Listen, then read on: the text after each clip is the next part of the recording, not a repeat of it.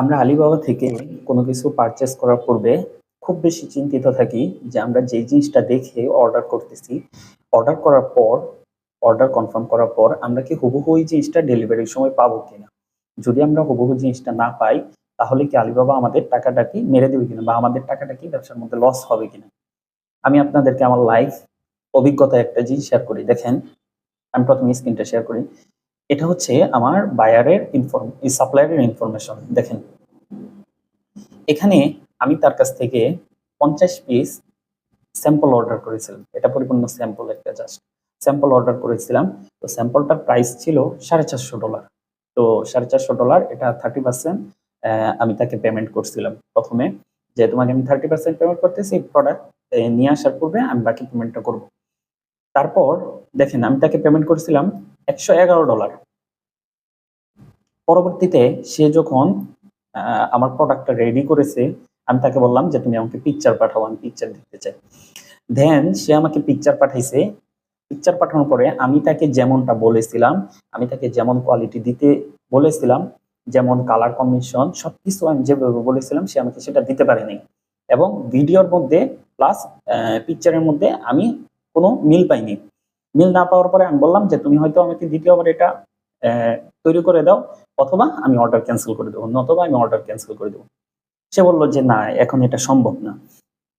তারপর আমি সাথে সাথে কি করলাম, অর্ডার ক্যান্সেল রিকোয়েস্ট পাঠালাম আলিবাবার কাছে।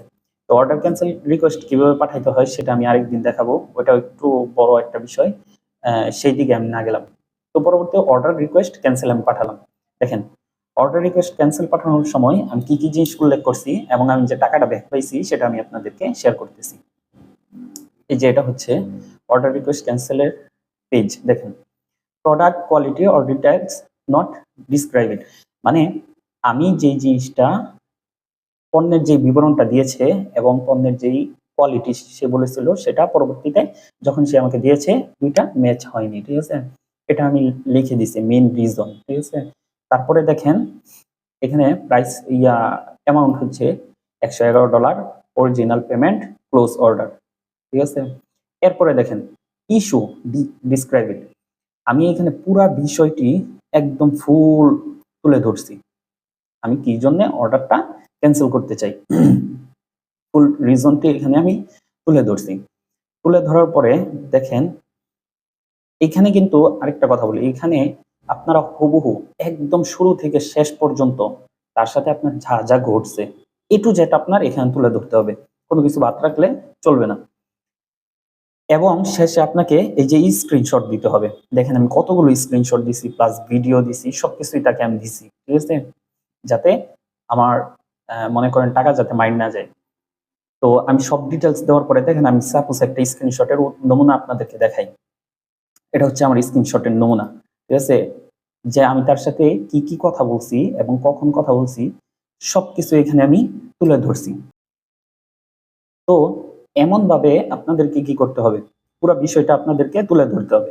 ধরার পরে আপনাদের কাছ থেকে আলিবাবা সর্বোচ্চ ৭ দিন বা ৩ দিন সময় নিবে। ৩ দিন সময় নেওয়ার পরে সে আপনার টাকা ফুল রিফান্ড করে দিবে, একদম ফুল রিফান্ড করে দিবে। আমি আপনাদেরকে রিফান্ড ট্রানজাকশন লেটারটা দেখাই।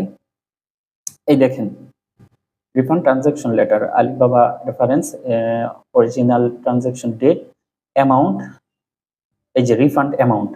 দেখেন, আমি পেমেন্ট করেছিলাম কত ডলার, $১১৪ আমি পেমেন্ট করেছিলাম। আমার কাছে টোটাল রিফান্ড দিয়ে দিছে $১১১। ঠিক আছে, $3 এটা হচ্ছে ব্যাংক চার্জ। সো এই যে আলিবাবার মধ্যে থেকে আমরা কেনাকাটার সময় আমরা যেই জিনিসটা সংশয়ে থাকি যে আলিবাবা কি আমার টাকা মেরে দিবে কিনা, আমি কি টাকাটা কি লস খাবো কিনা, এই জিনিসটা নিয়ে আপনারা যারা যারা আমাকে প্রশ্ন করেন, আজকে আশা করি আমি আপনাদেরকে একদম সরাসরি লাইভে দেখাতে পেরেছি যে আপনারা নির্দ্বিধায় অর্ডার করতে পারেন। আর পরবর্তী ভিডিওতে আমি চেষ্টা করব আপনাদের কাছে এলএলসি সম্পর্কিত যত বিষয় আছে সেই সকল বিষয় নিয়ে আপনাদের সামনে একটি নতুন ভিডিও নিয়ে আসার জন্য। সাবস্ক্রাইব করে পাশেই থাকেন।